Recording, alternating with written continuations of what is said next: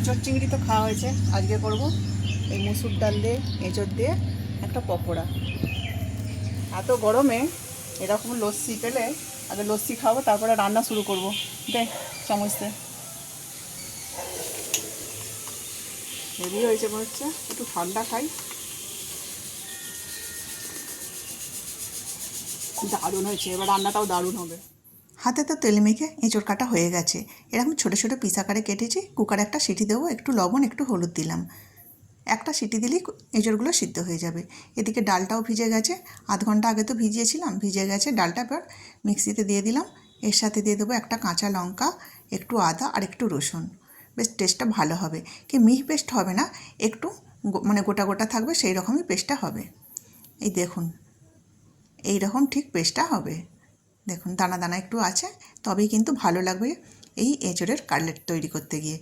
আমার তো এঁচোড়টা সিদ্ধ হয়ে গিয়ে ঠান্ডা হয়ে গেছে, এবার হাতে করে মুলে নিচ্ছি। হাতে করে মুললেই মনে হয় খুব ভালো হবে, সব মিশ্রণটা ভালো করে সব জায়গায় চাড়িয়ে যাবে। ডালটাও বাটা হয়ে গেছে, ডালটাও নিয়ে নিয়েছি। এবার দিয়ে দেবো একটু পেঁয়াজ আর দিয়ে দেবো কাঁচা লঙ্কা।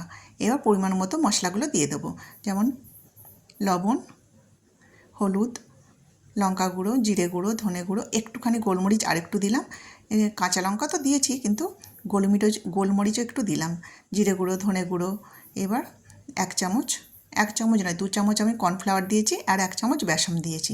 এবার দিয়ে ভালো করে সব কিছু মিলিয়ে মেখে নেব। এতে কিন্তু জলের কোনো প্রয়োজন নেই, এতেই মাখা হয়ে যাবে।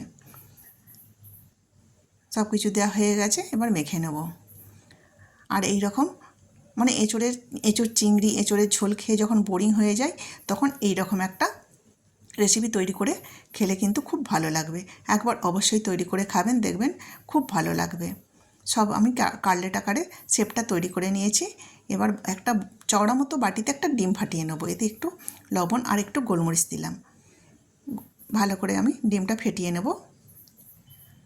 আর এদিকে আমি ব্রেড ক্রাম্বস নিয়ে নিয়েছি। এক এক করে কাটলেটগুলো ডিমে ডুবিয়ে এবার ব্রেড ক্রাম্বসে কাটলেটটা দিয়ে এরকম কোট করে নেবো। একটা কোট করেছি, আবার ভালো করে শেপটা করে দিলাম।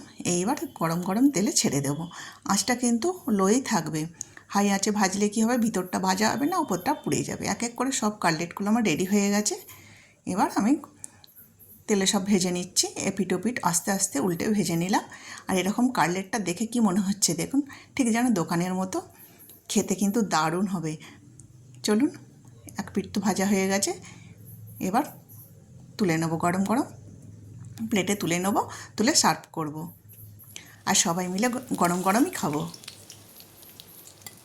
এক এক করে সব কাটলেটগুলো তুলে নিলাম। দেখে কিন্তু খুবই লোভনীয় লাগছে, একদম দোকানের মতো তৈরি হয়েছে দেখুন। ঠিক কি গো, তৈরি হলো এঁচোড়ের কাটলেট? এই দেখ, কই, একদম রেডি।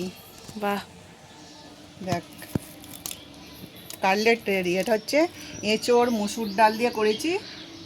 দেখে কেউ বোঝাচ্ছে, একদম কেনার মতো লাগছে, দোকানের মতো। খাবি চল।